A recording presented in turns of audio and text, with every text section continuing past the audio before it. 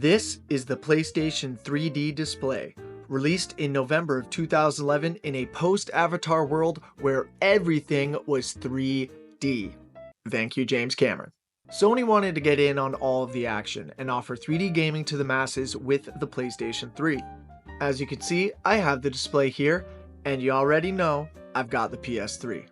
Let's see how 3D gaming holds up today, and while we're at it, how does it serve as a regular gaming display for those two-dimensional casuals that can't be bothered with an added dimension? I'm excited to find out. Let's get into it. It was E3 2011 when PlayStation would go on to announce their commitment to stereoscopic 3D gaming, with the PlayStation 3 console receiving an update enabling 3D and games set to be updated for 3D support, and of course, the big announcement of the 3D display. Oh man, I'm gonna be saying the words 3D and display a lot in this video. Sony wanted this display to appeal to all gamers. Within its 24-inch screen size, we had a full 1080p HD image, edge LED lighting that provided deeper contrast, and allowed for a slimmer frame. The display also had a decent enough stereo attachment built in with a dedicated subwoofer producing more immersive sound. It came with 2 HDMI ports, component, and an audio jack, allowing you to hook up more than just a PlayStation 3 to the display. Case in point, my wonderful PlayStation 2, but we will get to that later in the video. So what are my initial thoughts? What I'll say right off the bat is the display looks great. Look at that PlayStation logo right there. Oh, chef's kiss. It is bright and colorful too. At least with my model, over the years there has been no loss in color saturation, and in motion it looks smooth with no ghosting. So maybe I just lucked out with this specific model. The only thing you may notice about this display is that it has the most extreme glossy finish of any TV I have ever seen. Legitimately, this is me pointing my camera directly at the display. Okay. Here's a more accurate representation. So yeah, I'm gonna recommend playing on this display in a dark room. Now, before we jump into the 3D of it all, what other features did this display offer? Launching at a reasonable price of $499 USD, we saw it bundled with one set of 3D glasses and a copy of MotorStorm Apocalypse. If you wanted an additional pair of glasses, that would run you about $70 at the time. And there was actually a decent reason for wanting a second pair. You see, with this display, Sony was touting a nifty feature called Simulview, allowing two people both wearing the glasses to play a split-screen game and have their screen take over the whole display from their view. This kind of black magic is legitimately cool. And boy oh boy do I wish I had another pair of glasses to test it out, but the other thing you need is, well, friends. Needless to say, there was some nifty features that took this above regular 3D TV. And speaking of 3D TV, let's finally get into it. 3D gaming. How is this experience, and was it anything more than just a gimmick? Well, I did some playtesting, and what I can say is, yes. Alright, thank you very much for watching the video. Have a good night. I'm just kidding. I played MotorStorm Apocalypse, the demo, because I don't have the game. But I do have Resistance 3, Killzone 3, and Uncharted 3. Funny enough, all third entries in these franchises have 3D support. Coincidence? Maybe. Either way, I wish I could show you the effect on screen here, but this is definitely something you have to see for yourself. While it may be a bit of a novelty, playing these games in 3D really surprised me. It was like that moment when I first saw a 3D movie. There was just this sense of wonder and amazement at what I was seeing pop out of the screen. Shout out to Spy Kids 3, if you know, you know. I also genuinely found it as a more immersive experience, especially when we're looking at the first-person shooters. Killzone and Resistance look great on the 3D display with a sharp image, and the depth you get from looking down your sight while shooting, it's so cool. It's almost like VR? Almost. I don't know how else to describe it really. Of course, you can adjust the intensity of the effect as these games all have sliders to adjust the depth of the 3D. For this testing, you already know, I turned it all the way to the max, baby. I replayed the Chateau level in Uncharted 3, the opening walk through the forest with all the trees and shadows moving past me. That looked incredible. Racing in MotorStorm with all the destruction and speed, absolutely wild.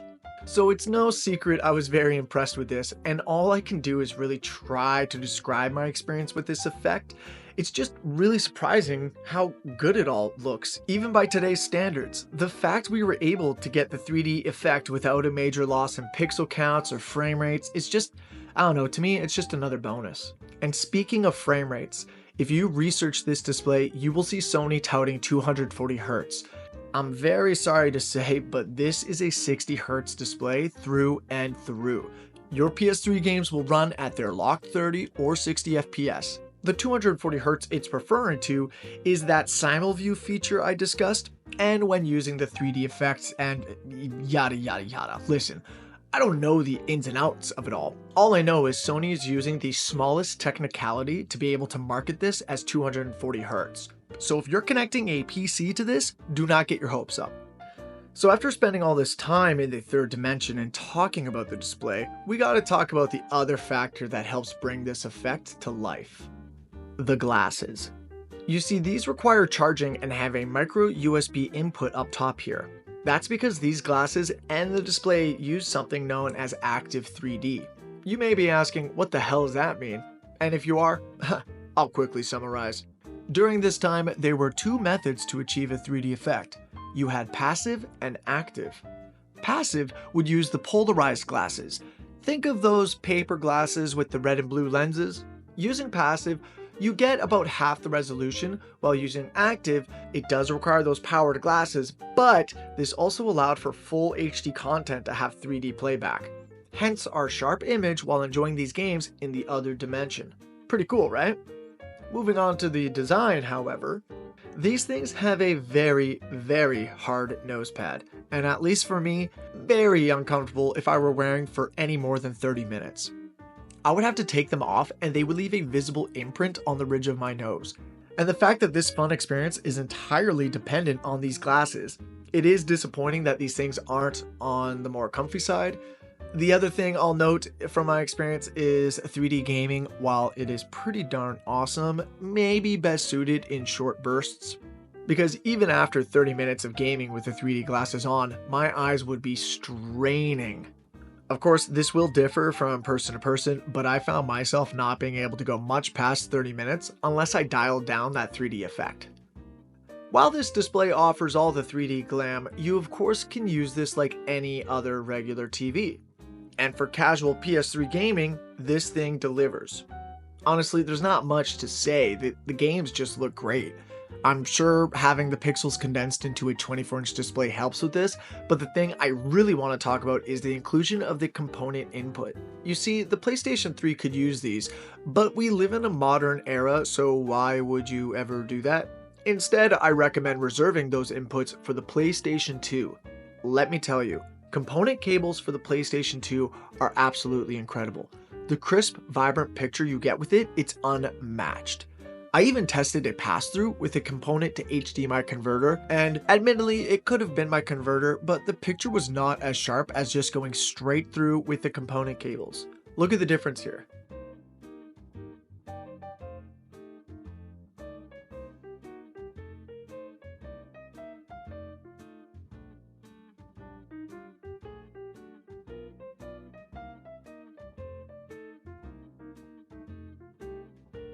And the display even has an overscan option for those PS2 games as seen here.